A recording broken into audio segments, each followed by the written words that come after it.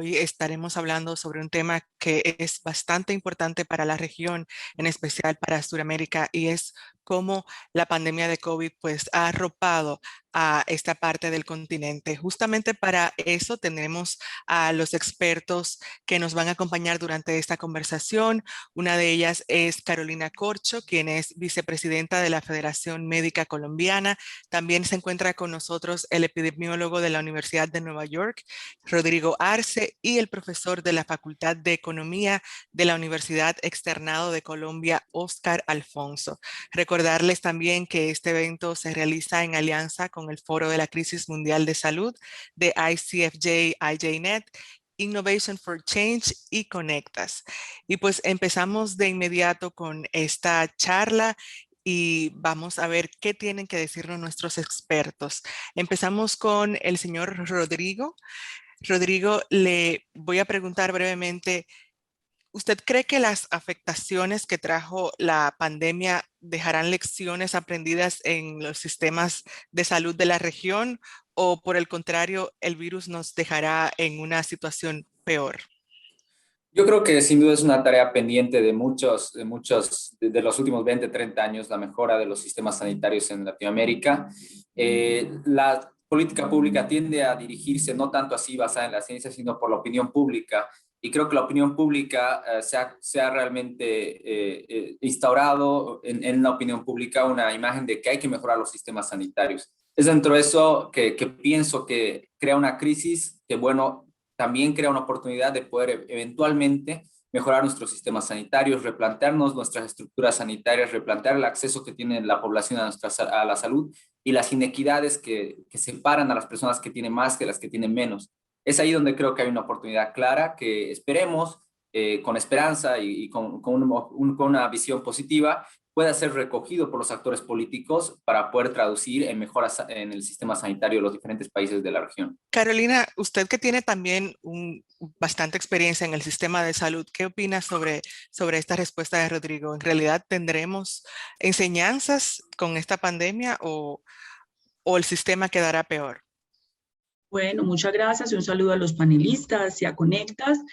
Básicamente nosotros lograremos las enseñanzas que queramos tener, porque evidentemente la pandemia supuso que se evidencia una crisis, y es una crisis del modelo neoliberal en todos sus niveles, en el nivel de cómo producimos las vacunas y cuál es esa gobernanza planetaria, de la privatización de los sistemas de salud, una serie de asuntos. Pero las crisis producen transiciones, pero no necesariamente las transiciones son buenas. O la humanidad entiende y hace unas transiciones democráticas hacia nuevos sistemas de salud, o también puede haber retrocesos, puede haber de alguna manera, la pandemia también posibilita posturas autoritarias a nombre de la ciencia para hacer imposiciones a nombre de los regímenes políticos. Entonces, en sí mismo sí hay una oportunidad de cambio de aprendizajes, pero eso dependerá de cuáles sean las fuerzas sociales, políticas y de la sociedad civil que planteen, digamos, los cambios y cuáles prevalecen. Un esfuerzo conjunto, básicamente. Así es. Oscar, vemos que mientras el primer mundo ya se quita el tapabocas, la región de Sudamérica, al contrario, no vislumbra una manera eficaz de avanzar en la lucha contra el virus.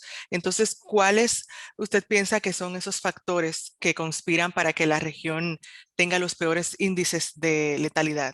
Buen día, Indira, colega Rodrigo, Carolina, permítame antes que nada darles un saludo desde Bogotá, un gran abrazo, verlos bien de salud. Hablando de aprendizajes, Carolina, siempre aprendo de ti cuando te escucho con tu claridad en los medios de comunicación. Es un honor estar al lado tuyo. Frente a tu pregunta, Indira, yo creo que cuando los medios de comunicación prendieron las alarmas al respecto, Latinoamérica ya había alcanzado los 300 casos positivos por millón de habitantes y el ascenso venía desde noviembre del año pasado. Los gobernantes encontraron en las variantes las explicaciones propicias, además de recurrir al manido discurso de la indisciplina social, de las comorbilidades, de los mayores de 70. Pero mire, Rodrigo ya lo ha dicho, el principal factor es la desigualdad, que tiene dos dimensiones, las materiales, tales como las laborales y la percepción de los ingresos, las urbanísticas y habitacionales, la de movilidad cotidiana y las demográficas y sanitarias, pero también las simbólicas como la exclusión y la segregación en nuestras metrópolis. Antes de continuar con la conversación, recordarle también a la audiencia que pueden ir poniendo sus preguntas en la sección de chat o de Q&A para que luego pasemos a una pausa para que los expertos también respondan esas inquietudes. Carolina, vemos que los países se han volcado hacia la vacunación masiva para detener la pandemia. ¿Se podría haber hecho algo en materia de prevención y de mejora de hábitos de salud para que no fuera tan letal el impacto de la pandemia, también teniendo en cuenta lo que dice Oscar sobre la desigualdad que existe en la región? Bueno, hay una tendencia, digamos, que a nosotros nos preocupa y es creer que la única acción que se puede emprender para el control de la pandemia es la vacunación, y esto es equivocado, porque eso no va a lograr la eliminación del virus. Hay diversos asuntos que tienen que estarse haciendo en este momento. En el caso de mi país, en Colombia, por ejemplo, esa es la tendencia. La tendencia es atribuir esto al autocuidado individual, como si una pandemia fuera un asunto de resolverse de manera individual, y segundo, decir que lo único que hay que hacer es la vacunación. Y por eso, evidentemente, esto va a traer peores costos en vidas, costos económicos que ya ha tenido por no haber hecho por lo menos tres cosas. Primero, ampliar los procesos del PRAS. ¿Qué es el PRAS? Así se llama en Colombia, pero también en los diversos países de América Latina tiene nombres distintos. Realizar pruebas, rastreos, aislamientos, detección. Eso es una política de salud pública. Segundo, una política social de renta básica. Usted no puede, en los países latinoamericanos donde hay un alto porcentaje de ciudadanos en la informalidad, promover aislamiento sin que haya una garantía de ingresos mínimos para esos ciudadanos. Eso no se ha hecho, y eso ha hecho que, por supuesto, la gente desobedezca las medidas de cuarentenas y aislamiento. Pero aparte de eso, pues tiene que haber un fortalecimiento de los sistemas de salud, que no ha ocurrido, digamos, evidentemente, en términos de que, por ejemplo, en nuestro caso, el sistema de salud desde el punto de vista financiero ha fortalecido a los intermediarios, no a quienes están asumiendo la atención de la pandemia, trabajadores, primera línea de atención. Entonces, centrar solo la vacunación como única medida ha sido un error. Rodrigo, usted como médico y también experto en epidemiología, ¿qué opina sobre esto que dice Carolina del centrar todos los esfuerzos en la vacunación? Sin duda estoy completamente de acuerdo con Carolina, no solo por lo que ella explica, que obviamente no se puede contener esta pandemia y de hecho el coronavirus no se va a eliminar nunca. No tenemos la posibilidad de hacerlo porque los virus que circulan en círculos animales o zoonóticos permanecen a lo largo del tiempo. No podemos vacunar a todos los animales en el planeta y por lo tanto el coronavirus como tal va a seguir circulando independientemente vacunemos al 100% de la población humana, ¿no? Pero no solo es eso, sino que estamos viendo que la evidencia científica está demostrando que las variantes, por ejemplo, en este momento la predisposición de la variante Delta, está llevando a cambios en la política sanitaria también en países desarrollados. Es el caso de la última política del CDC con respecto al uso de tapabocas en personas vacunadas, y es que está cambiando la realidad de cómo observábamos la transmisión de este virus y está cambiando las recomendaciones en general. Sin duda, no solamente la vacunación, sino una estructura robusta de salud pública que incluya tanto el sistema diagnóstico como también la comunicación activa con la población y las medidas económicas asociadas a una capacidad de poder acceder a alimentos, acceder a recursos humanos básicos, van a ser vitales en los próximos meses, especialmente en una región que todavía no ha visto lo peor de esta crisis, y que todavía tiene unas tasas de vacunación muy por debajo de lo que sería necesario para realmente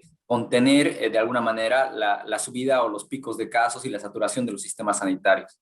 Oscar, justamente ahora que Rodrigo menciona el tema de tapabocas y demás medidas que se han tomado, vemos cómo también en diversas partes del mundo la pandemia se ha politizado. Por ejemplo, en Estados Unidos con el uso del tapabocas y las cuarentenas que también causaron enfrentamientos políticos.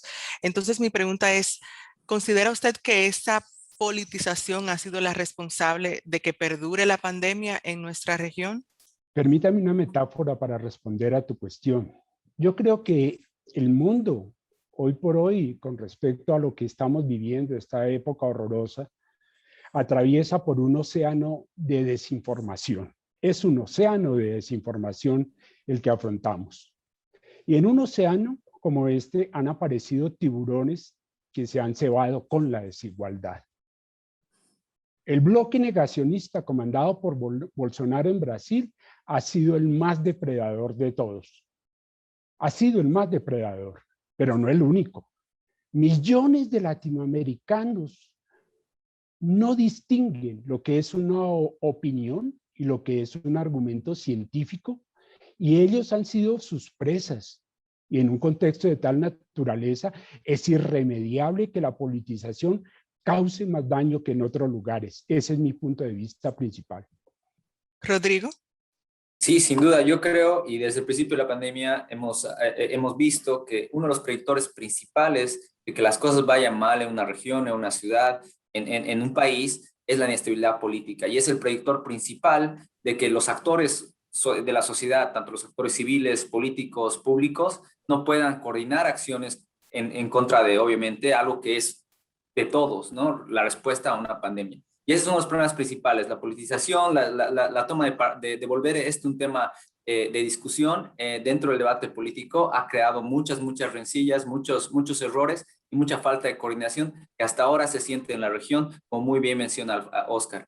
Rodrigo, sigo con usted a propósito de esto que menciona. Se dice que por una serie de factores en América Latina en realidad nunca se controló la pandemia. ¿Se ha controlado algo o no? Bueno, hay algunas cosas que son alentadoras, ¿no? Por ejemplo, cuando revisas las tasas de movilidad que publica Google, que es la que maneja la información de todo nuestro movimiento en nuestros celulares, de nuestros países en Latinoamérica, sí se ve disminución de la circulación, se ha visto disminución de la circulación, especialmente en los picos de los diferentes países donde hay un gran incremento de casos. Creo que hay alguna respuesta de la sociedad civil. Ha habido un incremento o inversión en el sistema sanitario, pero estamos muy lejos de llegar a lo que aspiraríamos, que es controlar esta pandemia, ¿no? Y estamos muy lejos también por lo que dice Oscar, por la desinformación, por la falta de acceso a una información veraz, que no sea una opinión, sino que sea realmente basada en hechos científicos. Y que apoye el hecho de, por ejemplo, recibir una vacuna, ¿no? Hay mucha parte de nuestra población que todavía no, en Latinoamérica, que todavía no está dispuesta a recibir una vacuna, y entender por qué es parte de lo que nosotros como gestores y los estados como actores políticos tienen que hacer para poder realmente, eventualmente, poder realmente traerle a la población lo que necesita, ¿no? Hacerle entender qué es lo que necesita, que es una vacunación, pero también trabajar conjuntamente en la disminución de los factores de riesgo, ¿no? A través del distanciamiento, los barbijos y muchas otras cosas más. Carolina, ¿considera usted que justamente se ha controlado en algún momento la pandemia, siguiendo con la respuesta de Rodrigo? Mira, pero yo te quisiera hacer una respuesta a la anterior pregunta que me parece muy importante. Es que en todo caso la resolución de una pandemia es un problema del sistema político y del sistema democrático. Y el sistema democrático tiene que tener unos pesos y contrapesos y eso no está mal. Esto no es un problema que se resuelva solo con expertos. Es muy importante la comunidad científica, pero el ciudadano también tiene que incorporar el tipo de cambios y eso pasa por un debate público. La pregunta a los medios es qué tipo de debate público estamos promoviendo, qué nivel de argumentación para que no aparezcan, digamos, teorías conspiracionistas o teorías, digamos, irracionales que nos lleve a la debacle, por ejemplo, de lo antivacuna. Pero eso no quiere decir que no sea importante que haya contrapesos a los gobiernos, por supuesto. Y contrapesos también, el ciudadano tiene derecho a dudar, tiene derecho a debatir la ciencia, interpelar a la ciencia, preguntarle. Por eso la labor desde los medios de comunicación es generar esos debates con los mayores argumentos posibles. Eso es lo más importante, justamente, que existan ese tipo de debates y aquí estamos también empezando. Vamos a hacer una pausa para las preguntas de la audiencia. Veo que hay algunos comentarios en el chat. Por ejemplo, Ruth López menciona el tema de población de rebaño, que es algo que muchos gobiernos también vienen promoviendo. No sé qué opinión les merece esta pregunta de Ruth.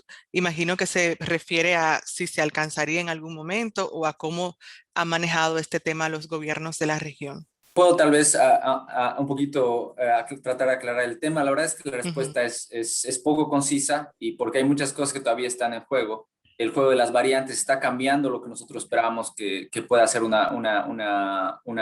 porcentaje apropiado para tener inmunidad de rebaño, que se esperaba que sea alrededor o superior al 70% de una población específica.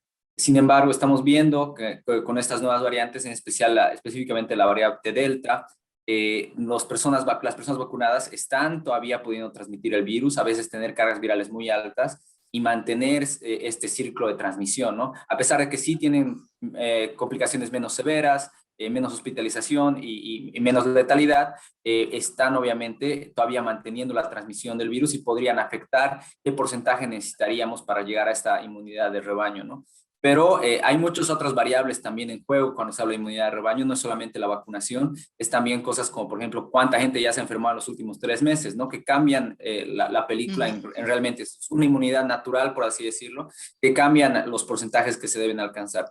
Sin embargo, sí, eventualmente llegaríamos a una inmunidad de rebaño en algún nivel, pero no va a ser completamente protectora, como estamos viendo a partir de estos cambios que estamos viendo en el virus, que cada vez nos tiene volviendo a aprender.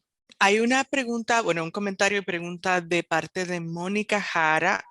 Voy a dirigirla tanto a Oscar como a Carolina porque habla sobre Colombia. Ella dice que en Colombia tiene unas cifras dramáticas en cuanto a al tema de COVID y que el manejo de la pandemia en el país ha sido muy desafortunado porque considera que es más política que poner en primer orden los lineamientos médicos. Dice que tampoco los medios contribuyen a que cambie esa situación. ¿Qué opina usted, Oscar, sobre este comentario de Mónica? Estoy 150% de acuerdo con ella,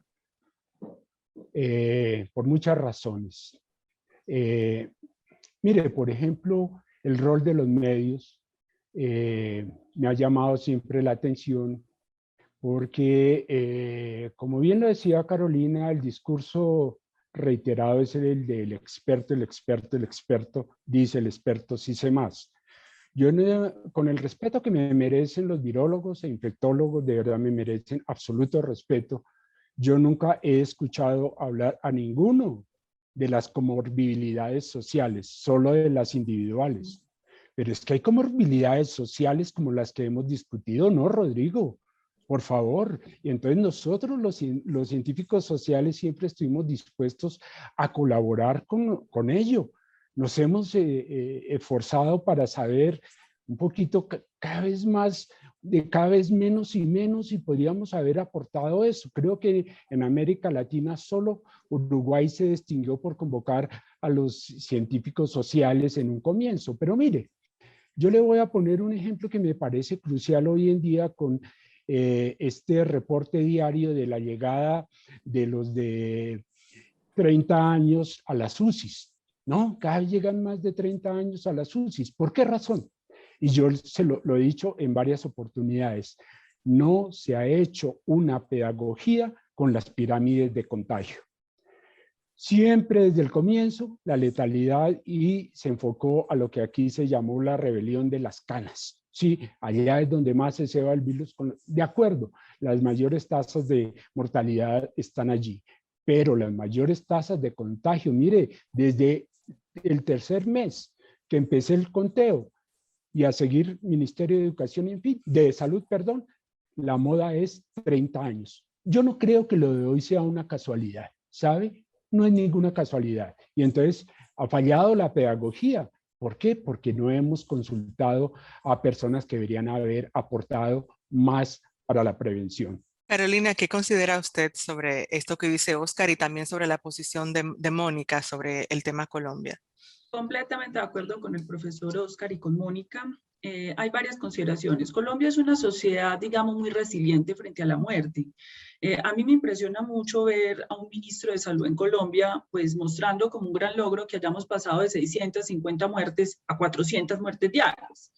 Cuando Colombia tiene una de las mortalidades más altas por millón de habitantes del mundo en materia del COVID. Entonces nos parece que nosotros no podemos entrar a normalizar esa situación, porque de alguna manera el mensaje que se le está mandando al país es que aquí tenemos que convivir con el virus, y así como convivimos 50 años con un conflicto armado, tenemos que convivir con unas mortalidades e inclusive, y este es un debate, digamos, con los expertos, y nosotros hemos solicitado en los medios de comunicación que los expertos que vayan a hablar también declaren los conflictos de intereses. Si trabajo con la industria farmacéutica, si soy asesor del gobierno, eso debe decirse, porque es que la ciencia no es una. Hay diversas posturas científicas y la ciencia no es solo la epidemiología y la medicina. Es también la economía, la sociología, la antropología, una serie de disciplinas que tendrían que entrar a debatir esta pandemia. Entonces nos preocupa que el mensaje que se envíe es que un poco más o menos tenemos que acostumbrarnos a unos estándares de mortalidad, cuando por supuesto que existen estrategias exitosas en el mundo para llevar a la eliminación del virus, no solo su mitigación y su impacto sobre el sistema de salud, sino la eliminación.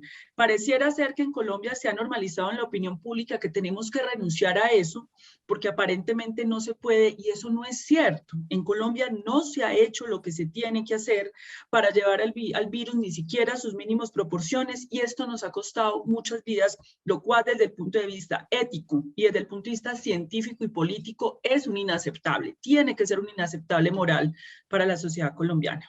Daniel Moreno pregunta ¿qué opinan ustedes de la combinación de la crisis y protesta social en varios países como Colombia y Chile con el impacto de la pandemia? Daniel, yo recuerdo una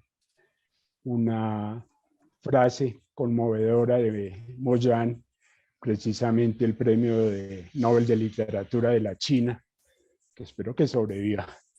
Y cuando dice que el hambre y el frío crean ideas del latrocinio.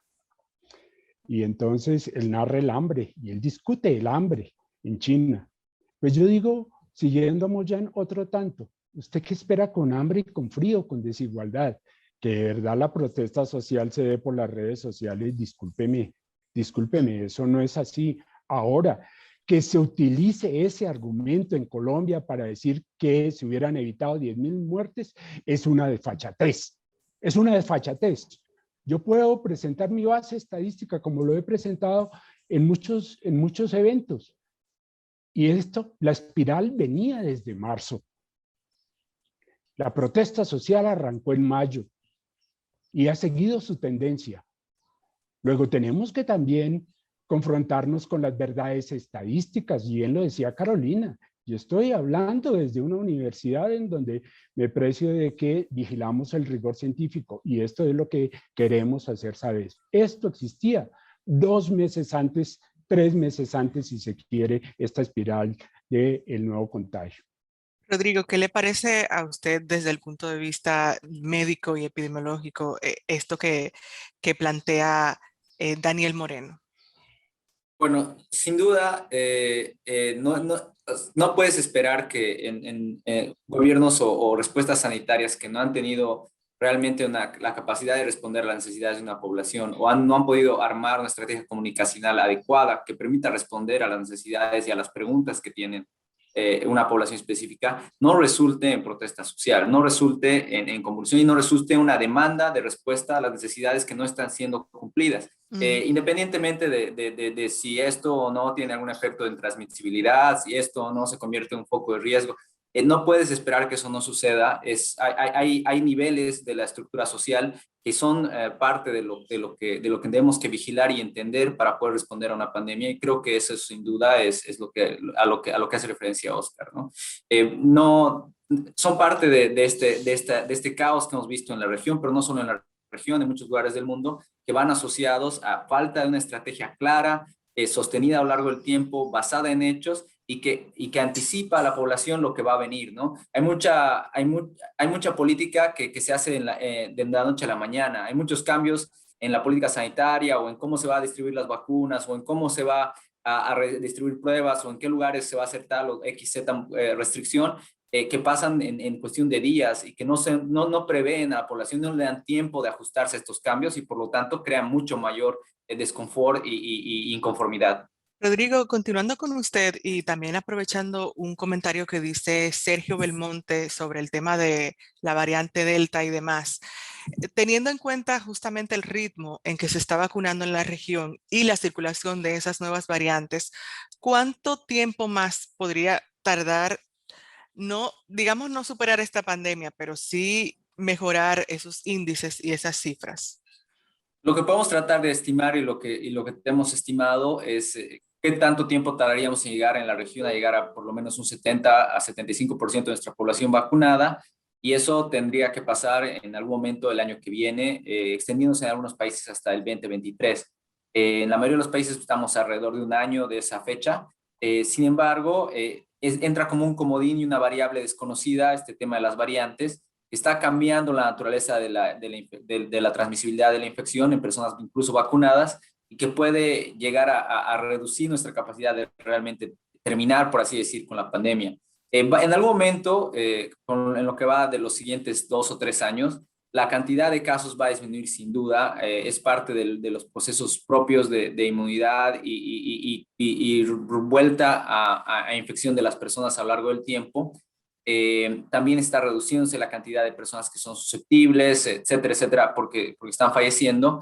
Entonces va a haber una reducción sustancial de la mortalidad en los próximos 3 o 4 años, que va a permitir como que ver más allá de la pandemia, pero nunca desde el punto de vista clínico, en base a datos estadísticos, al igual que la influenza, el coronavirus va a seguir presente en el mundo, por lo que me queda a mí de vida probablemente, y por lo que veamos en la historia, ¿no? O sea, es parte de estos ciclos infecciosos que continúan a lo largo del tiempo. No hemos podido nunca eliminar la influenza, es parte de lo que vemos todos los años, pero controlamos sus efectos, vacunamos a la mayor parte de la población susceptible, y eso es lo que podemos hacer en este tipo de casos. Carolina, justamente ahora que Rodrigo menciona sobre lo que se puede hacer en ciertos casos, ¿cuáles serían los cambios que se deberían de hacer para que los sistemas de salud de los países de Sudamérica sean más robustos? Bueno, yo creo que hay un asunto que develó la pandemia, y es que efectivamente no es que nosotros estemos haciendo una negación de la participación del sector privado en la salud, pero es que la salud es un bien público universal. El ejemplo nos lo está dando la vacuna y el debate que hay sobre las patentes. Fue un error de la humanidad haber aprobado el hecho de que pudiera haber propiedad intelectual para extracción de renta del conocimiento del cual depende la vida de los seres humanos. Eso fue un error que en este momento ya está reconociendo el gobierno de los Estados Unidos con el gobierno de Biden, por lo cual ellos pretenden, digamos, en el próximo debate que haya en la Organización Mundial del Comercio, revertir esta postura frente a las transnacionales farmacéuticas. También fue un error haber creído que mediante monopolios particulares se podría gestionar de manera adecuada derechos fundamentales como la vida y la salud. Por tanto, los cambios tienen que ir en ese sentido. Si aprendimos, nosotros no podemos seguir en las dinámicas de privatización de los sistemas de salud en el mundo. Si bien pueden haber actores particulares y privados que participen, el sistema de salud tiene que ser un hecho público, una rectoría pública. En este momento, parte de los problemas que tenemos en América Latina y digamos los resultados que tenemos con el coronavirus desde el punto de vista de salud pública, es que el autocuidado es un hecho individual, y es porque cuando usted tiene que apelar a eso es porque usted reconoció que usted no tiene la capacidad de agenciar una salud preventiva. Y para eso usted tiene que tener una rectoría del sistema en todos los territorios de la región, en todos los territorios de su país. Eso es lo que quedó demostrado. Luego, las reformas a la salud se posicionan como una de las agendas centrales de los ciudadanos que había sido abandonada para cualquier transición democrática que se quiera hacer en América Latina. Oscar, vemos también que todo este tema de la pandemia ha afectado bastante a las economías de la región. Desde ese punto de vista, ¿cuál ha sido el efecto que ustedes han observado en este año y medio de pandemia en cuanto al tema económico? ¿Cuál ha sido este impacto? Sí, si me permite abonar algo a la anterior pregunta que tiene Claro. que ver con lo dicho aquí también en tu cuestión. El viraje hacia la prevención que requiere nuestro sistema de salud es un desafío muy grande, como bien lo dice Carolina, y no vemos signos de mejora ahí. Yo quiero plantear lo siguiente, Indy. Mire, yo he estimado en 7,6 millones de personas en Colombia el número que no tienen acceso a agua confiable, a una fuente de agua mejorada. Y el discurso es, mire, la higiene personal depende de usted. Tiene que lavarse las manos 3 veces al día. Oye, ¿no tienen 7 millones, más de 7 millones y medio de personas agua confiable? Eso es exótico. Eso lo produce este trópico loco y rumbero García Marquino, que es Colombia. ¿Ah? Entonces yo creo que la prevención, mira, en este momento deberíamos recuperar la economía a través de un programa de infraestructura duro, por ejemplo, en saneamiento básico, en agua potable. La globalización ha acentuado el carácter primario exportador en América Latina sin duda alguna. Sin duda alguna. La División Mundial del Trabajo nos impuso una participación considerable de actividades manuales imposibles de realizar de manera remota y además ajenas a los beneficios de la formalidad. En tal contexto, ¿cómo esperaban que funcionaran las cuarentenas, por ejemplo? Los pobres de América Latina resolvieron temer más al hambre que a la pandemia.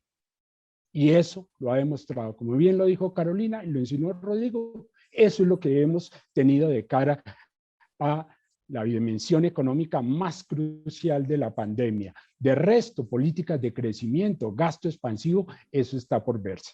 A propósito de lo que menciona Oscar y de lo que mencionaba Carolina anteriormente, vemos también, retornando a las preguntas del público, que Ricardo Galán opina que el análisis de lo que está pasando en Colombia ha sido parcializado, porque dice que el gobierno no es el único responsable, ya que también la indisciplina ciudadana y los promotores de las protestas, desconociendo las advertencias, tienen algo que ver con eso.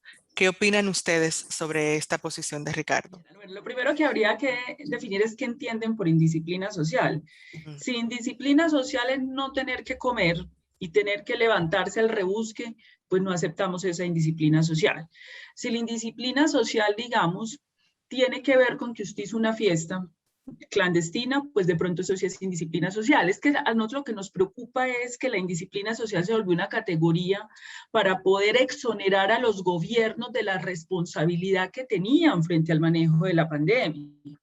Entonces vos no podés decirle a una sociedad, por ejemplo, como la colombiana, donde el 65% de los colombianos viven en condición de informalidad, que se encierren y que no salgan. Y no puedes decir que se evite el virus cuando los colombianos tienen que meterse en un transporte público que no fue adaptado tampoco, cuando no hubo unos acuerdos claros con el sector empresarial para poder facilitar que los trabajadores se les cambiaran los horarios y pudiéramos hacer una política, evidentemente, de aislamiento y distanciamiento social. En ese sentido, esa categoría sirve para exonerar las responsabilidades de los gobiernos porque no corresponde a una realidad. Rodrigo. Estoy completamente de acuerdo. Sin duda es una responsabilidad del Estado, de los gobiernos y de los actores políticos que están constituidos hacerse responsables de la realidad y la coyuntura social. Yo a veces lo trato de ver como verías a un paciente, a la población, ese es mi campo.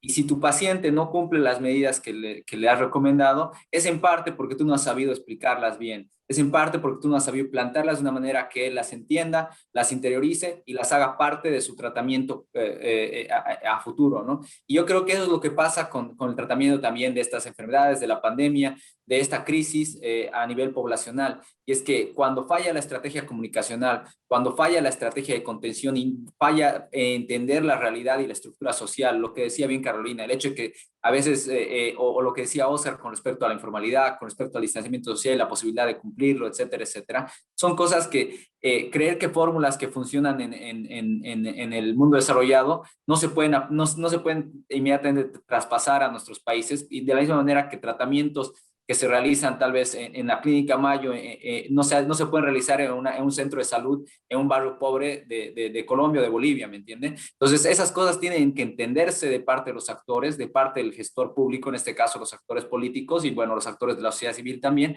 para poder conjuntamente plantear el tratamiento de la población, plantear la estructura y la contención de una pandemia. Oscar. Mira, solo para aportar un elemento de análisis a Ricardo Galán, que me parece muy oportuna su pregunta, es con respecto a una medición que hice en Bogotá y que le plantea Salud Pública. El área disponible dentro de la vivienda, en promedio, en el vecindario donde viven las personas más adineradas de Bogotá, el espacio per cápita dentro de la vivienda disponible es de 106 metros cuadrados. Y en el otro extremo, el espacio disponible por persona es de 8 metros cuadrados. ¿Dónde funciona mejor la alternancia? Discúlpeme, pero es que hacer una llamada a la cuarentena, al encerramiento con 8 metros cuadrados per cápita, es un llamado a la violencia doméstica, discúlpame. Entonces usted no puede pensar en una alternancia dentro de la vivienda que desate más de un conflicto de los ya existentes. La gente sale al espacio público, por supuesto. Vemos también otra pregunta, esta de parte de América Muñoz. Ella dice, no sé si han podido observar el caso de México, preguntan que si consideran ustedes que el gobierno le está apostando a la eliminación del virus y esto también con el semáforo epidemiológico que tienen allá en ese país. Sin duda, México es un caso bastante complicado, es un país con una población bastante grande y con medidas sanitarias que han tenido muchas deficiencias, al igual que en el resto de la región. Pero una de las cosas que llamaba la atención mucho del 2020 en México era que había dos pandemias, ¿no? El coronavirus y las neumonías virales atípicas, ¿no? Entonces, la falta de diagnóstico, la falta de realmente buscar incrementar el diagnóstico, ha llevado a que haya una disminución o una desestimación del problema real en México, ¿no? Y es no solamente el caso mexicano, sino ha pasado en muchos países de la región en los que se ha preferido no escalar diagnósticos, se ha preferido tratar de no ver el problema y que pase y sin entender que este tipo de cosas al final se van llenando en las emergencias, se van llenando en las morgues y que no se pueden esconder ya los cadáveres, ¿no? Y yo creo que ese ha sido un error grave del año pasado, pero creo que los países están aprendiendo esas lecciones, están viendo que no pueden esconder los cadáveres y por lo tanto están respondiendo con cada vez más bases científicas en su política sanitaria. Esperemos que con el tiempo esto todavía mejore más. Rodrigo, continúo con usted. Pregunta Fabiola, ¿qué pasa con el tema de la combinación de vacunas que están implementando algunos gobiernos de Sudamérica a propósito de los problemas ahora con la vacuna rusa en Bolivia y en Argentina? Bueno, el problema de acceso a las vacunas no es solo problema de los países latinoamericanos, sino de incluso los países desarrollados. Las farmacéuticas no están cumpliendo sus contratos porque tienen algunas restricciones en los países productores para sus exportaciones. Es el caso de India, por ejemplo, los mayores productores que está impidiendo las exportaciones. Es el caso de Estados Unidos que ha hecho lo mismo y otros. Que bueno, están llevando a países como también Alemania, España, a hacer combinaciones de vacunas, ¿no? Es en base a esa experiencia que podemos tratar de traducirla en nuestros países y poder ver eso como una posibilidad. Que si es posible, que hay que tomar algunas consideraciones clínicas en cómo debería ser aplicado, eso también es cierto. Esperemos que las vacunas lleguen, pero si no llegaran, hacer algunas combinaciones de vacunas no solamente pueden ser adecuadas, sino también incluso más positivas. Se ha visto que en algunos casos específicos, algunas combinaciones, por ejemplo, solamente por nombrar una AstraZeneca con Pfizer, pueden incluso potenciar el efecto que tendrían las dos vacunas independientemente, ¿no? Y hacerlas incluso con una respuesta inmune mucho más robusta, ¿no? Entonces son cosas que sí estamos viendo en lo que viene en los próximos meses. Sin duda los países de la región tendrán que tomar esa decisión individual, cada uno de ellos como gestores públicos de su propia población, pero yo creo que sí es positivo, debería buscarse especialmente ante la deficiencia de las farmacéuticas de cumplir sus contratos. Oscar, una pregunta de parte de Rubicelén Ortiz. Ella dice, ¿deberían de ser juzgados los gobiernos por actuar en favor de empresas farmacéuticas y no de los derechos colectivos? Hay diferentes tipos de juicios, pero el político debe ser el primero. Como bien lo dice Carolina en una de sus intervenciones, la población debe participar con su voz, alzar su voz en política.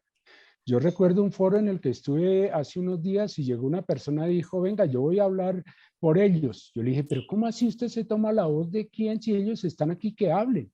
Y yo creo que el juicio político debe ser realizado de manera expedita y de manera pública. Pero por supuesto, el juicio en la justicia, mire, hoy en día la CPI, la Comisión de Inquérito en Brasil, sobre los negocios que se hicieron allí con la vacuna están ya dando resultados positivos en materia de la percepción pública sobre los negocios en torno a las patentes que, entre otras cosas, han financiado los estados. No me vengan a decir que esos son fondos de cada laboratorio, de cada farmacéutica, es plata pública. La mayor parte de las vacunas son resultados de inversión pública. Y en ese sentido, lo público, los dineros públicos que deben ser vigilados por la justicia deben llevar también a esos juicios que menciona Ruth, por supuesto. Carolina, siguiendo con nuestra conversación, vimos que en un artículo usted se refiere al desastroso manejo gubernamental de la pandemia en Colombia y pues ha comentado algunos detalles al respecto. ¿Cuál considera usted que es la necesidad de que se replantee toda la política de salud y social para poder hacer frente a esta pandemia? Bueno, el elemento por el cual hice ese artículo es, primero, pues si usted ve las tasas de mortalidad en Colombia, pues eso es insostenible, así como en general en América Latina. Entonces, digamos que usted puede evaluar un resultado de salud en términos de morbilidad y mortalidad, y muchas de esas muertes eran evitables, que eso es un concepto de la salud pública de mortalidad evitable. Lo segundo es que la política social que se implementó para que la gente pudiera aislarse y para poderse mantener en sus casas es miserabilista, como ocurrió también en muchos países de América Latina. Usted no le puede pedir a un colombiano y una familia de bajos ingresos que viva con $40 a la semana encerrada. Eso es inaceptable y los recursos existían para hacer una inversión de gasto público superior para poder resolver ese problema. Lo tercero es el oscurantismo y la opacidad con que se ha manejado el tema de las negociaciones de las vacunas, lo cual ha tornado el proceso de vacunación muy improvisado. Si bien las transnacionales farmacéuticas han tenido un carácter extorsivo y de subordinación de los estados y los gobiernos, no solamente en América Latina, sino en el mundo, donde les hacen firmar cláusulas de secreto para obtener ventajas, en América Latina, en Brasil, por ejemplo, en Ecuador, donde se ha negociado con las mismas transnacionales colombianas, los gobiernos han publicado los contratos. En Colombia se desconoce por completo en este momento qué se firmó, qué se compró. Nos enteramos de esto aparte por el Twitter del señor presidente de la República, por los medios de comunicación, lo cual es inaceptable desde el punto de vista de transparencia y la planeación, lo que ha tornado un plan de vacunación bastante improvisado, que ha tenido mejorías, pero que no sabemos a ciencia cierta en qué vamos a parar. Porque si bien las transnacionales farmacéuticas se están incumpliendo en el mundo, mínimamente usted tiene que tener una proyección de lo que usted va a hacer para saber entonces cuál es su plan B y su plan C. Esto sumado a que el Estado colombiano respalda o por lo menos omite su voto en la Organización Mundial del Comercio, donde Brasil y la India estuvieron disputando la liberación de las patentes y los derechos de la propiedad intelectual de los monopolios farmacéuticos. No tenía por qué el gobierno colombiano, en representación del Estado y la nación colombiana, abstenerse de esta votación en contra de los intereses del pueblo colombiano que habita el sur global. Porque el tema de las patentes es un problema que afecta al sur global. América Latina y el Caribe solo tienen el 13% de su población vacunada hasta el 4 de julio. Estados Unidos y Europa, más del 45%. El problema que ellos tienen es el movimiento antivacunas. El de nosotros es el tema del acceso a las vacunas. Entonces, esos son algunos elementos por los que hicimos ese escrito. Vemos también, Rodrigo, que el tema de ante justamente esa falta de acceso a las vacunas que mencionaba Carolina, vemos también cómo entra el tema de la cooperación internacional a nuestros países. ¿Cómo considera usted que han funcionado esos elementos de cooperación en medio de la pandemia? Por ejemplo, vemos cómo la OMS y los gobiernos han coordinado en algunos lugares para tomar medidas y controlar ese contagio. ¿Cómo opina usted que se ha manejado esto? Sin duda ha habido muchas deficiencias en la estrategia comunicacional de algunas entidades ONGs a nivel global. Yo creo que ha habido caminos, siempre ha habido caminos de comunicación entre la Organización Mundial de la Salud, la Organización Panamericana de la Salud y los gobiernos y sus diferentes ministerios de salud. Sin embargo, es una comunicación muy técnica que no estaba diseñada para transmitirse a la población en su conjunto de manera amplia. La ciencia en sí no es que cambia, no es que te miente, sino que con el tiempo uno va conociendo mejor las cosas y aprendiendo mejor lo que funciona y lo que no funciona. Y creo que eso a veces choca con la población que está esperando certezas. Lamentablemente, estas estructuras, la Organización Mundial de la Salud, la Organización Panamericana de la Salud, no estaban diseñadas para eso.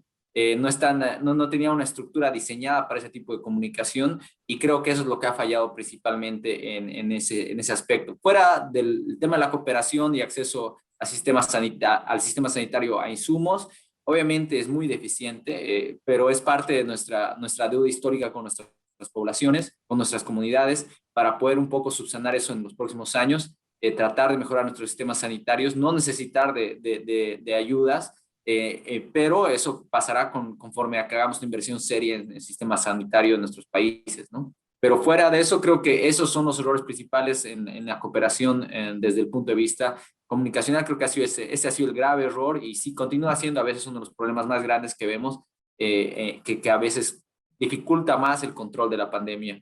Oscar, ¿qué opina usted? Bueno, justamente, ¿qué opina usted sobre este tema? Estaba recordando cuando escuchaba a Caro y a Rodrigo cómo Lidia Morawska y sus colegas libraron una batalla durísima para convencer a la OMS de que asumiera que el COVID-19 se transmite por aire, y de allí la cuestión de los aerosoles.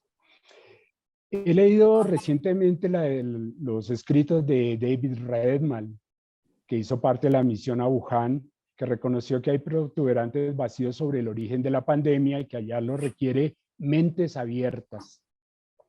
Yo creo que la búsqueda del paciente cero es una pérdida de recursos, y que más bien debemos elaborar una pedagogía sobre sus causas zoonóticas. Más del 70% de las transmisiones del COVID, de los coronavirus, tienen causas zoonóticas.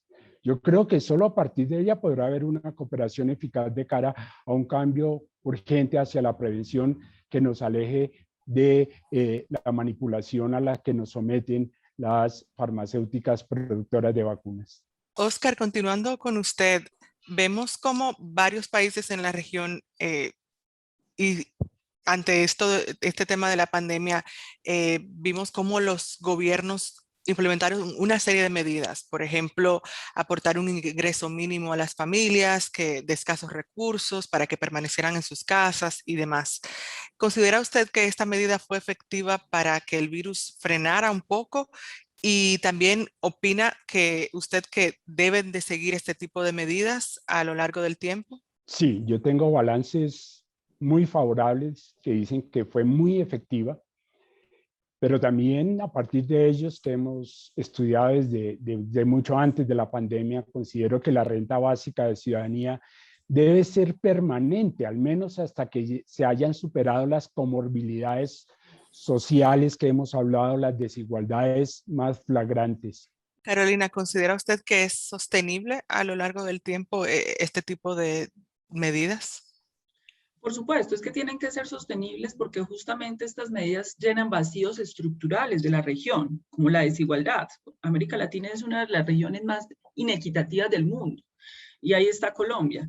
Pero aparte de eso, yo quiero señalar que a mí me llama mucho la atención, estaba revisando unas cifras de la CEPAL, que en esta pandemia Estados Unidos y Canadá tuvo un crecimiento económico del 7.4% por los mercados bursátiles y el sector financiero. O sea, hay un asunto que tiene que ser una vergüenza moral, es que en medio de semejante tragedia que nosotros tengamos, el sector financiero y los mercados bursátiles del mundo se enriquecieron. Hubo mayor acumulación de la riqueza a costa, por ejemplo, de la contracción económica que hubo en América Latina. Entonces, en ese sentido, todas estas medidas que nosotros estamos tomando son medidas que, por supuesto, tienen que ser permanentes. La propuesta, profesor, que nosotros hicimos en compañía de Luis Jorge Garay, Jorge Enrique Spitia y varios economistas, esto tiene que ser una renta de básica permanente, porque en Colombia no se puede aceptar más que haya gente viviendo con menos de $2 al día. La mortalidad en Colombia y en América Latina por el COVID está en los estratos 1, 2 y 3, es decir, son las clases populares y más vulnerables las que están poniendo la vida en esta pandemia. En ese sentido, todas estas medidas tienen que ser parte de una transición permanente para los estados y los gobiernos latinoamericanos. Gracias, Carolina. Antes de pasar a la pregunta final, a sus reflexiones finales también, vamos a ver algunos comentarios que han hecho en el chat. Por ejemplo, dice Ruth López que la pandemia para ella es un problema de clase. También dice que ha visibilizado esta pandemia los problemas de desigualdad, justamente lo que comentaban nuestros panelistas al inicio de esta conversación. Vemos también cómo, por ejemplo, Ricardo Galán dice que se les exige a los gobiernos aplicar políticas eficientes para prevenir, pero justamente se ataca y debilitan a los gobiernos cuando lo intentan. Él se refiere, por ejemplo, al tema de la obligatoriedad de las vacunas. No sé, Rodrigo, hablando justamente sobre esto, ¿qué opina usted sobre este tema de obligatoriedad de las vacunas en una región como Sudamérica? Bueno, es un tema que está muy debatido no solamente en Sudamérica, sino en el mundo. Las vacunas todavía no tienen, la estamos aplicando recién 7 meses. Hay mucho que todavía no conocemos acerca de cuánto tiempo va a durar su inmunidad, dentro de muchas preguntas que todavía no están respondidas. Se cree que son seguras y desde el punto de vista clínico hemos visto un buen efecto. De ahí a ir y trasladar los derechos personales de decisión individual que tienen las personas, es posible dependiendo de las estructuras legales de cada país. Hay algunos países que lo permiten más, lo permiten menos de acuerdo a su legislación. Lo hacemos constantemente con los niños, por ejemplo, en el tema de vacunaciones para la escuela. Hay muchos países de la región no permiten a los niños ingresar a la escuela si no tienen su esquema de vacunación completo. Entonces, dentro de esa lógica podría hacerse a través de los sistemas públicos de educación, por ejemplo, las universidades públicas, los sistemas o las estructuras públicas de administración en general, o sea, los empleados públicos. Pero ya ir más allá, un paso más allá y hacerlo algo a nivel nacional, a todas las personas naturales, creo que es mucho más difícil con la estructura legal que existe en nuestra región. Justamente a propósito de este comentario y la pregunta que le pasé a Rodrigo, les pregunto a ustedes, Oscar y Carolina, ¿qué opinan sobre dice Daniel Moreno, qué opinan sobre las inconsistencias de varios estados de la región respecto al aprovechamiento de la pandemia como excusa para tomar medidas represivas sobre la población, pero permisivas para el sistema económico? Bueno, efectivamente, uno de los asuntos que no solamente ocurrió en América Latina, en el mundo, es que para el manejo de la pandemia usted tuvo que apelar a medidas de excepción. Medidas de excepción era mucho poder en los gobiernos, en el ejecutivo, en menoscabo, digamos, del control político del Congreso de la República o, por ejemplo, de los órganos judiciales. Eso es una realidad, digamos, que se presentó en la región, y eso en parte también, cuando en un sistema político no hay contrapeso, la gente sale a la calle a hacer el contrapeso.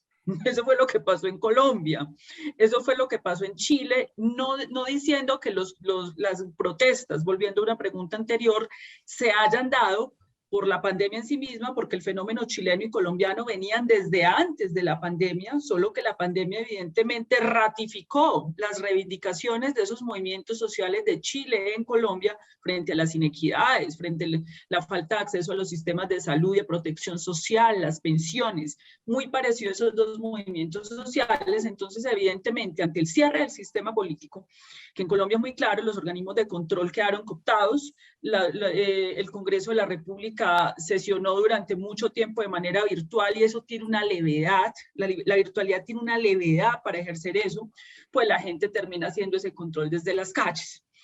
Con unas consecuencias, digamos, que ya la comunidad científica por lo menos estudió en Estados Unidos, y en el caso colombiano, de cuál es el impacto de eso en los contagios. Con lo de George Floyd, el abuso policial sobre George Floyd desató también protestas durante la pandemia en los Estados Unidos. Recordemos que no es solo sido Colombia o Chile. Y se ha demostrado, pues digamos que no hay evidencia contundente que dice que donde hubo manifestaciones hubo aumento de los contagios. Son variables mucho más complejas. Entonces esa podría ser, digamos, las consideraciones. Bueno, yo creo que tiene que ver con nuestro modelo de Estado. Mi punto de vista es, el modelo de Estado en América Latina es un modelo abstruso, es decir, no es fácilmente comprensible, tiene varias caras. Y lo que se ha revelado de manera muy fuerte en esta pandemia es su cara corporatista.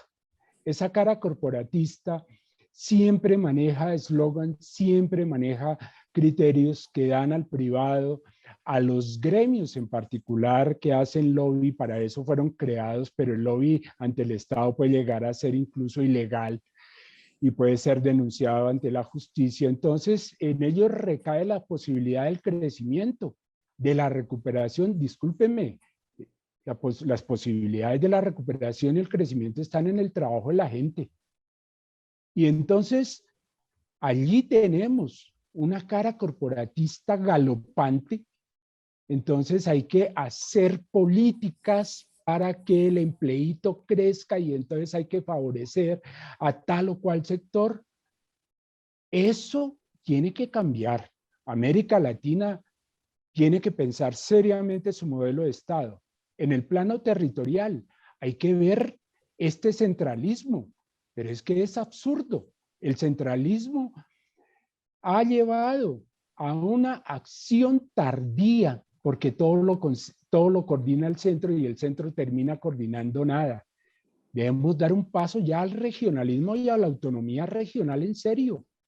¿Para qué? Para que las decisiones no sean, ¿sí?, elefantiacas, sino sean ágiles, rápidas, porque la pandemia no da espera. Ciertamente la pandemia no espera, Oscar.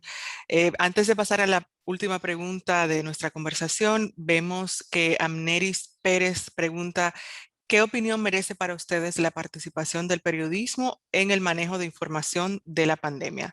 Rodrigo. Creo que hay un problema bien grande en el mundo con el tema de transmisión de la información, y es que un gran segmento de nuestra población, especialmente un segmento joven que en este momento necesita recibir información veraz de locutores válidos, ya no consume el periodismo clásico, no consume la transmisión de información típica. Y es en ese hueco que se ha llenado con opiniones, con teorías conspirativas, con espacios de difusión no adecuados que están cavando y menospreciando esfuerzos muy remarcables del sistema de periodismo latinoamericano, que ha respondido desde muchos puntos de vista adecuadamente a la crisis que estamos viviendo, ¿no? No solo los periodistas, sino, concuerdo con Oscar, los investigadores sociales, la comunidad en su conjunto, realmente, o sea, en Latinoamérica está tratando de vivir a la altura del tiempo histórico en el que estamos viviendo, pero hay momentos históricos nuevos y hay necesidades de espacios de comunicación distintos. Y creo que ahí es un hueco que todavía falta llenar, es una falta, una deficiencia que creo que no solamente el periodismo en su conjunto, sino nosotros también, la gente que trabaja en ciencia, para poder tratar de diseminar esta información, necesitamos adecuarnos, cambiar y replantearnos cómo estamos transmitiendo la información en general. Elemental para toda la audiencia, justamente, cómo se transmite la información. Carolina, ¿qué opina usted al respecto? Bueno, básicamente tenemos que tener claro que en todo caso del desempeño de la pandemia depende la gobernanza, la gobernabilidad y las reelecciones de los gobiernos. Ese es el caso de los Estados Unidos con Donald Trump, que finalmente las elecciones le cobra el negacionismo que hizo de la pandemia, que dicho sea de paso no solamente fue de Bolsonaro o Donald Trump, también fue de Andrés López Obrador en México. A uno le impresionó mucho esa postura negacionista al principio de la pandemia, no tiene que ver con que sea derecha o izquierda. El negacionismo, digamos, es un asunto que se dio a todo nivel. Entonces, en ese sentido, la prensa tiene que entender pues que evidentemente un gobierno no va a querer mostrar que le está yendo mal, porque eso va a depender su gobernabilidad. El problema de la gran prensa en América Latina, que no es toda, porque en América Latina también hay expresiones de prensa independiente, alternativa y seria, es que se dedicó a upar las decisiones de los gobiernos, las decisiones políticas. La prensa lo que tiene que hacer es generar un escenario donde haya contrastes de los contrapesos de esos poderes, porque, insisto, un gobierno difícilmente va a ser objetivo, porque de eso depende su gobernabilidad, su posibilidad de mantenerse y su popularidad. Entonces creo que la gran prensa latinoamericana en parte tiene una responsabilidad en estos malos resultados por aupar de manera crítica discursos negacionistas por un lado, pero por otro lado discursos que ocultan las realidades de lo que está pasando para poder impulsar cambios de estrategias, como es el caso, digamos, de varios países de la región.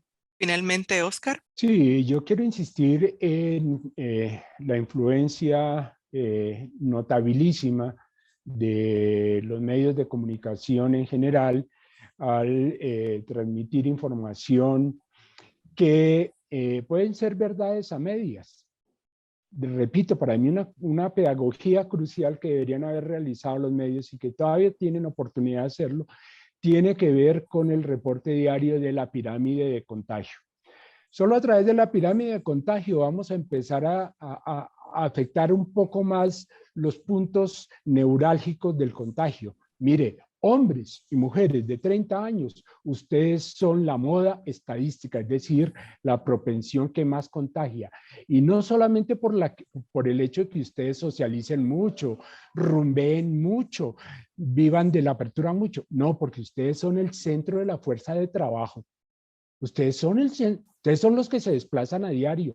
Entonces, hay que hacer un tipo diferente de periodismo, de medios de comunicación para transmitir ideas que complementen, que llenen vacíos y que sean más pertinentes en un plano societal, en un plano de la política pública de salud. Gracias, Oscar.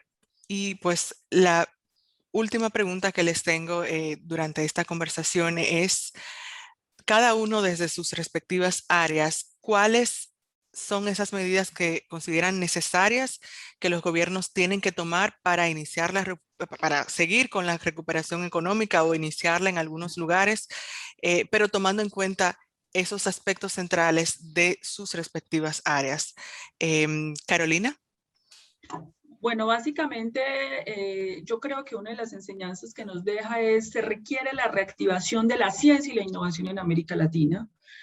Nos está costando no poder tener nuestro propio sistema de producción, inclusive de vacunas. Solamente nos quedó Brasil, Argentina, pero hubo países que en el modelo neoliberal desmontaron esos sistemas de ciencia y tecnología porque seguramente por la extensión de esta pandemia se va a requerir más tecnologías y el aprendizaje se necesita un gran bloque de integración latinoamericana que pueda negociar en esa gobernanza planetaria condiciones mejores para los pueblos de América Latina y para eso se requiere impulso en esas propias formas de investigación e innovación.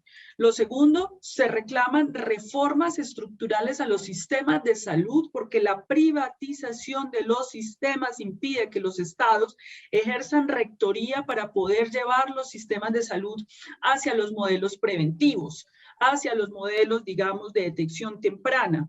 Y el tercer elemento que apareció claramente delimitado, la salud no es solamente la atención de la enfermedad, son los determinantes sociales de la salud, es la inequidad, es la no discriminación, es el acceso al agua potable. Eso quedó muy claro en esta pandemia, que esos determinantes sí inciden en si usted se muere o no. Por eso la pandemia atacó y las mortalidades fueron superiores en la región, en las poblaciones más vulnerables. Eso es una realidad de perogrullo. Luego, cualquier política de salud de la región debe considerar esos determinantes sociales de la salud. ¿Cuántos acueductos? ¿Cuántos alcantarillados? ¿Cuál es la soberanía alimentaria que se trabajó en América Latina, digamos, en esta época? Entonces, me parece que esos son tres ejes que nos permiten unos aprendizajes no solo para Colombia, sino para la región. Gracias, Carolina. Oscar. Creo que es el momento oportuno para repensar el lugar que América Latina ocupa en la división mundial del trabajo. Si la renta de un país depende, de cualquier país latinoamericano, depende de los commodities, y si continuamos reprimarizándonos, pues no hay más alternativa que deforestar. Y con ello, estrechar la porción del planeta que le corresponde al reino animal. Los quirópteros, o sea, los murciélagos y las civetas tendrán menos espacio para reproducirse y transmitir los coronavirus entre ellos. Ahí está el origen de esta pandemia y de las que están por venir. En segundo lugar, creo que el centralismo debe dar un paso al lado. Mire, en el momento en que la gente estaba con trapos rojos diciendo no hay con qué comer, los campesinos y los paperos del altiplano cundiboyacense estaban perdiendo sus cosechas. ¿Sabe qué? Un sistema ágil, no paquidérmico, como el centralismo, lo que hace es coordinar para pagar la renta de ciudadanía con los excedentes de papa y con los excedentes de alimentos que se están perdiendo y que están dejando en la ruina a más campesinos. Y eso necesita otro tipo de Estado. Y concuerdo, tercer punto, con Carolina, la cuestión del cambio de modelo, asociado a lo primero que dije. Mire, yo estoy trabajando con Cauca, en donde he encontrado desarrollos alimentarios científicos a partir de la hoja de coca. ¿Cómo es posible que en ausencia de drogas terminales, los alcaloides sigan siendo fumigados, causando linfoma no Hodgkin a un campesinado empobrecido? Eso tiene que ser repensado en América Latina y particularmente en nuestro país. Rodrigo. Completamente de acuerdo con Oscar, con Carolina, con respecto a sus apreciaciones. Agregaría, fuera de rechazar el centralismo, también rechazar cada vez más el nacionalismo y pensar cada vez más como región. Creo que es importante. Necesitamos plantearnos el futuro de América Latina conjuntamente. Yo agregaría dos ejes centrales a este pensamiento, lo que tenemos que plantear. El primero es un eje educativo. Un eje educativo que se replantee el tipo de educación que estamos planteando y el tipo de profesiones que estamos planteando a un futuro regional, ¿no es cierto?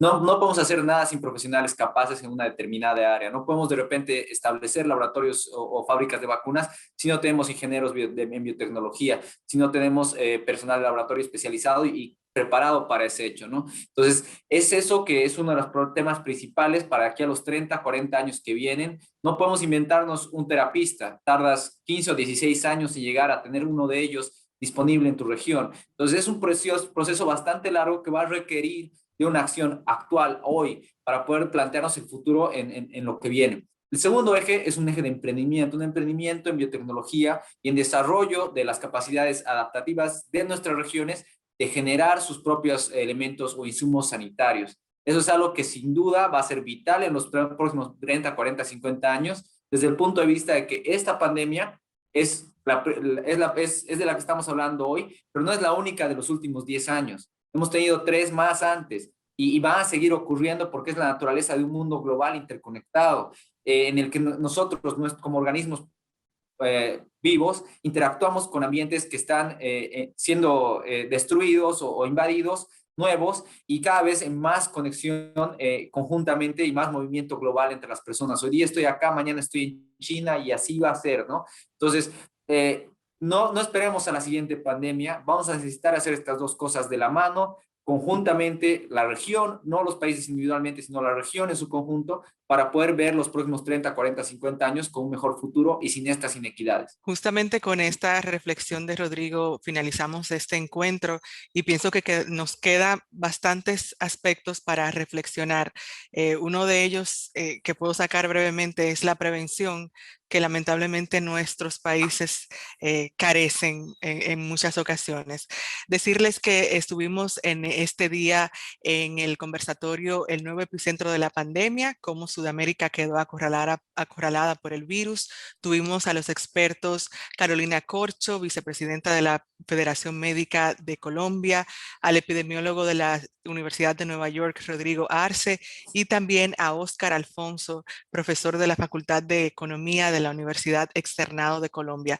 Agradecerles a ustedes tres por todos esos aportes de esta tarde y también recordarles que este evento se realiza en alianza con el Foro de la Crisis Mundial de Salud de ICFJ y IJNet, Innovation for Change y Conectas. Pueden seguir a Conectas en conectas.org en todas las redes sociales y también ver los informes y análisis que publicamos en conectas.org. Con ustedes estuvo Indira Suero, deseándoles una feliz tarde.